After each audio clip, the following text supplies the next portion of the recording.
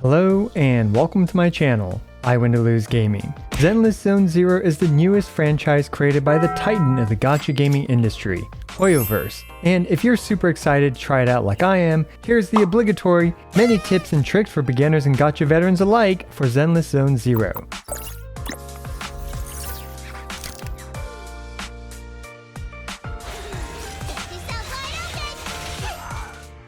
2024 has been an incredible year for gacha gaming. We've had the usual Genshin Impact stuff, Honkai Star Rail popping off, and Wuthering Waves as well. Now we have Zenless Zone Zero's release. Zenless Zone Zero stands out from the other Hoyoverse titles because it's a bit less shy when it comes to fan service. And now we know what Hoyoverse has been spending their globs of cash on: physics, physics, and more physics. Anyway, I participated in all 3 closed betas for Zenless Zone Zero, and in typical giant nerd fashion of mine, have been doing a ton of math and theory crafting as well. I learned a lot from my trials, tribulations, and televisions, so here are my top tips for you to get started with Zenless Zone Zero.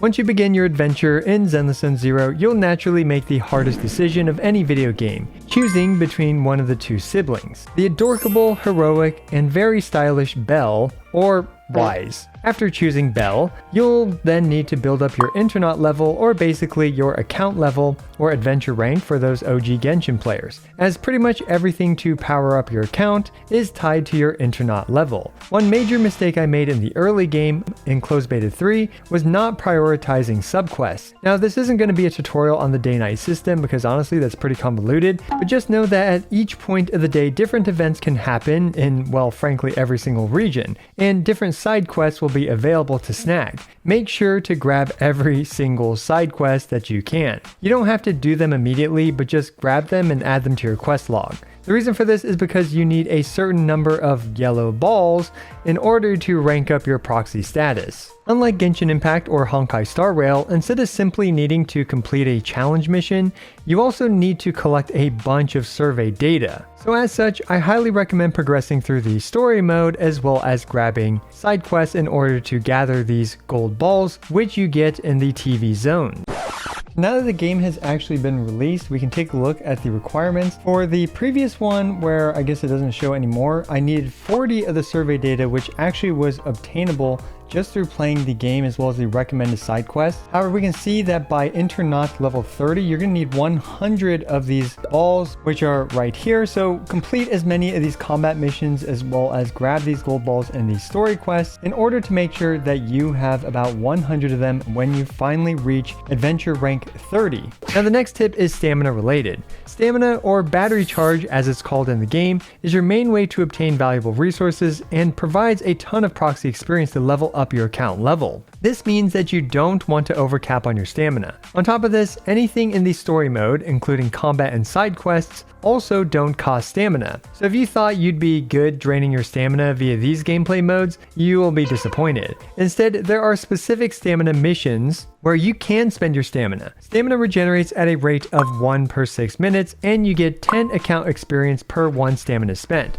You have a maximum pool of 240 stamina, so that means it takes 24 hours to fully charge your stamina. Pretty much just log in once or twice a day to spend your stamina at the very least. And also, you want to make sure you do your dailies every day, which gives a significant amount of Internaut experience. And don't forget to drink your daily coffee in order to get that extra 60 stamina for even more experience. So it took me about 2 hours of gameplay total in order to reach this point in the game, which is where you can actually spend stamina.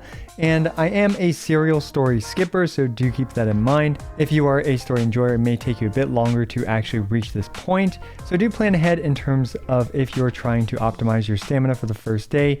Well, I guess now it's going to be the second day. This is how long it will roughly take you. Pretty standard stuff for a gacha game, but this is still useful information to know.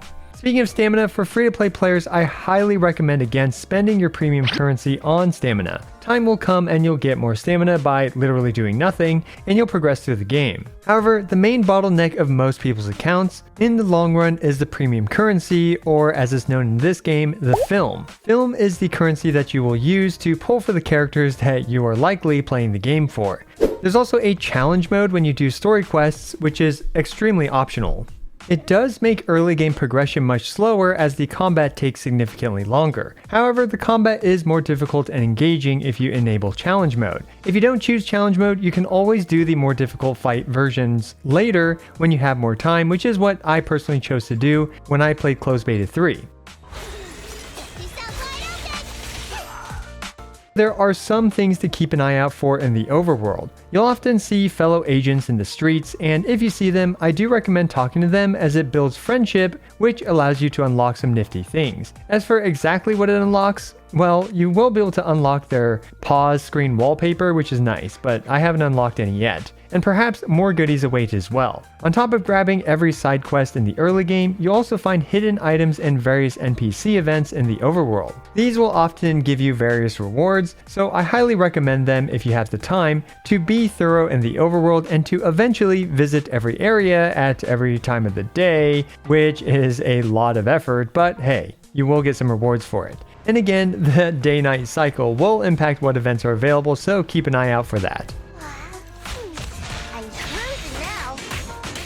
Next, let's talk about team building. Teams in Zenless Zone Zero are super interesting, and this will take the entire community to cook up some incredible combinations. However, starting off, every character should consider their faction or element when it comes to team building, and you should generally prioritize having a character of the same faction or element on their team. As we can see with Billy, if he has someone in the same squad or element on his team, he gains a significant amount of ultimate damage. You can check your character's squad in their base stats page, as well as their element and role. We can see that Billy is a physical element character who is an attacker for his role, who's part of the Cunning Hares faction. Cunning Hares consists of Nicole and Ambi, so you can pair Billy up with either of them or put him with another physical attacker to enable his faction bonus. So yeah, keep an eye out on your character's squad or element when it comes to team building. As for team archetypes, teams will frequently consist of an attacker, a stunner, and a flexible third slot like a support character or anomaly character. So far, a very effective approach to this game is to stun the enemy first and then to unload big mega damage while they are stunned.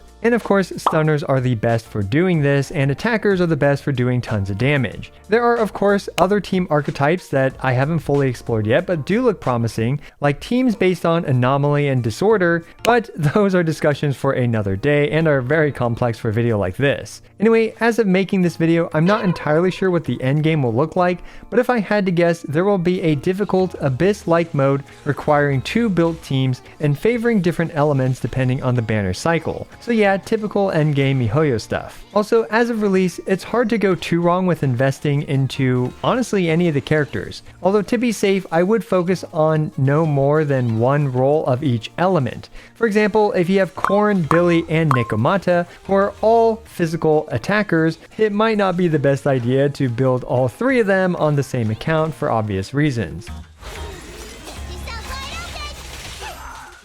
Speaking of which, Zenless Zone Zero, like most gacha games, only requires a tiny fraction of resources to level up characters at low levels. And on top of that, Zenless Zone Zero actually rewards you for hitting certain level breakpoints. As we can see, when you raise your character's level cap to 20, you get a standard banner summon, and it's pretty much for free. I highly recommend everyone to raise the level cap of every character that they get to 20 to get these standard banner pulls. In fact, in the mid game, bringing your character up to level 30 out of 40 is likely worth the resources for a second standard banner summon.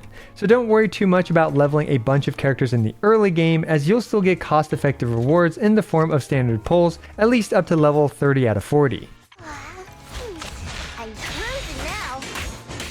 And that's the perfect segue to talk about the gacha. The gacha is where you will get new characters as well as W engines, which are equivalent to the weapons in this game. Copies of a character will provide you that character's cinema, which are equivalent to constellations in Genshin Impact. So you can get up to 7 copies of a character to get a 6th cinema character to max out their power level.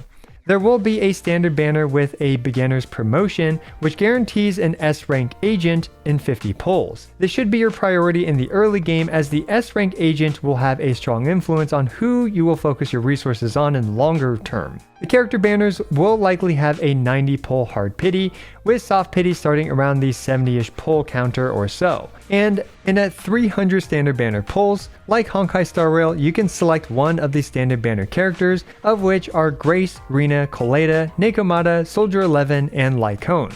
Lycone? All of which are great characters, by the way. Now, I am of the mindset of slowly working towards this 300 pull goal, and instead prioritizing your premium currency, aka film, on the featured character banner. Speaking of which, Ellen's banner will probably work very similarly to the way it does in Genshin Impact, where if you lose a 50-50 and get a standard banner character, you are then guaranteed to get the featured banner character next. We'll also have the featured WEngine Banner, which is typically the best in slot weapon for the featured banner character. Generally, these are significant boosts to that character's power level, however, they usually aren't the priority for free-to-play players. Now that the Bangboo channel is here, Bangboo tickets are actually quite limited. You can obtain them from the Battle Pass as well as from Hollow Zero and likely some events, so I definitely recommend staying on top of those things in order to get the most Bangboo tickets you can. However, in the early game, these Bangboos won't really have a massive impact on your gameplay experience or power level.